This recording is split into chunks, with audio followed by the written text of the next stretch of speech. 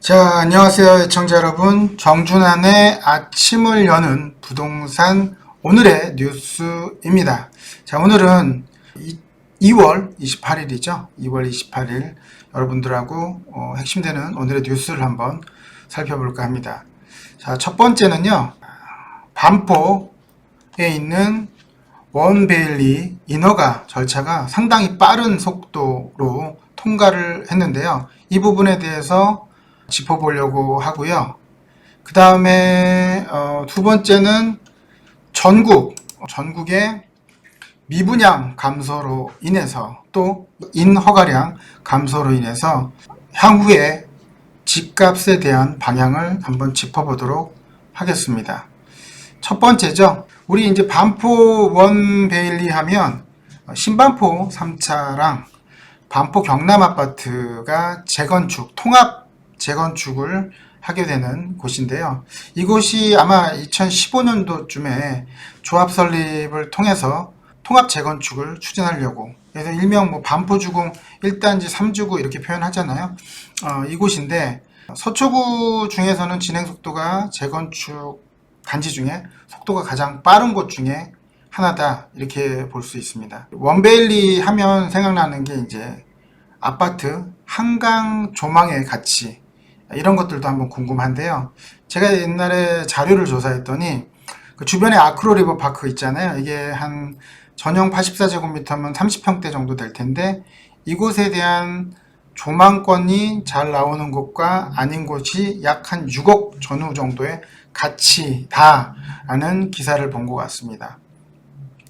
지금 원베일리 같은 경우는 또 새 아파트고 그러다 보니까 한 8억 정도는 최대 차이 나지 않겠나, 이런 판단이 돼요. 제 개인적으로.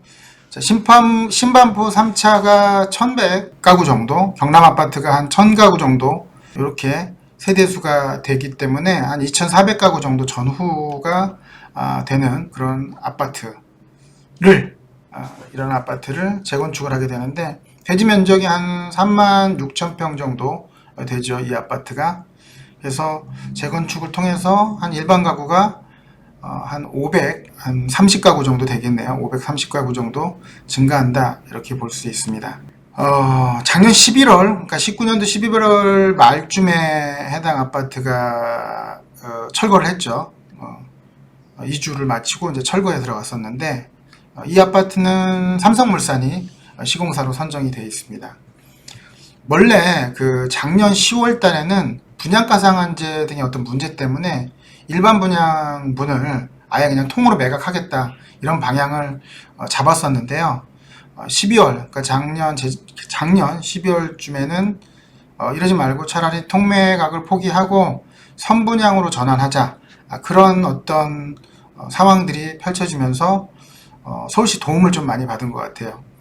어제 기사에 따르면요, 서울시 이제 TF팀, 그러니까 태스크포스라고 해서 12월 16일, 즉 12.16 부동산 대책에서 새롭게 신설된 그런 조직인데요. 이런 서울시에 있는 TF팀 도움으로 인해서 원래 인허가 받는데 한 4개월은 걸리겠죠. 인허가 받는 절차가 15일 만에 통과했다니까 굉장히 놀라운 그런 사실이다, 이렇게 볼 수 있어요. 이곳이 이제 예상되는 게 4월 한 10일 이전에 관리처분 총회 후에 한 4월 중순쯤에는 분양 신청을 목표로 잡고 있다고 합니다.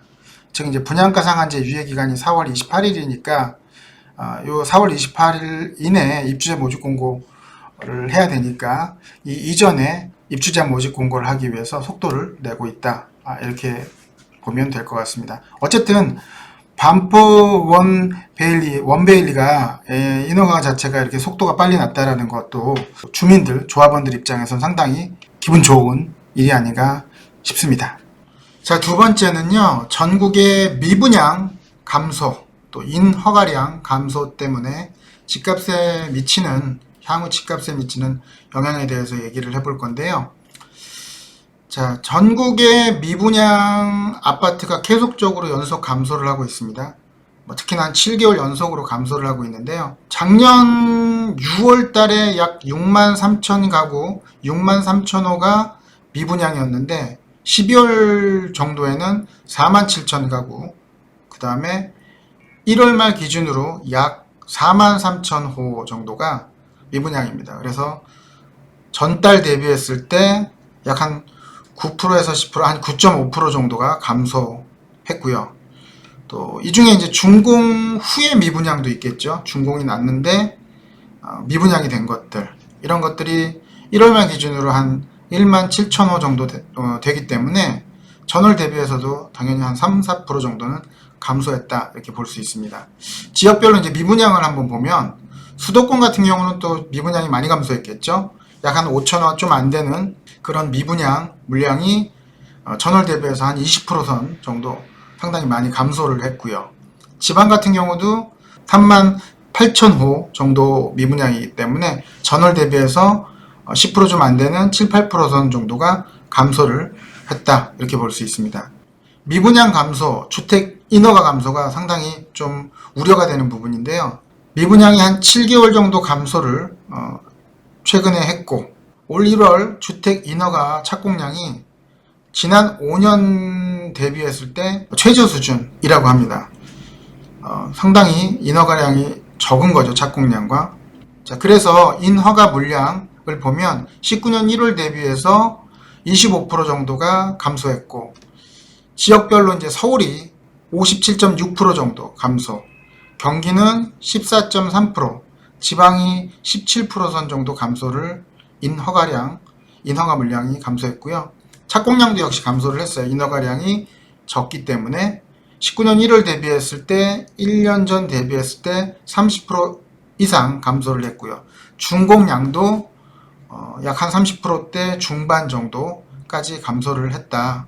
상당히 많은 감소량, 인허가량, 착공량, 준공량 많이 감소를 했죠. 정부의 부동산 규제 때문에 공급량이 감소를 하게 됐죠. 향후 2, 3년 뒤 전세가 폭등, 또 매매가 폭등, 이러한 부분들이 우려되는 부분이라고 생각됩니다. 오늘도 여러분들과 두 개의 뉴스를 얘기 나눴는데요.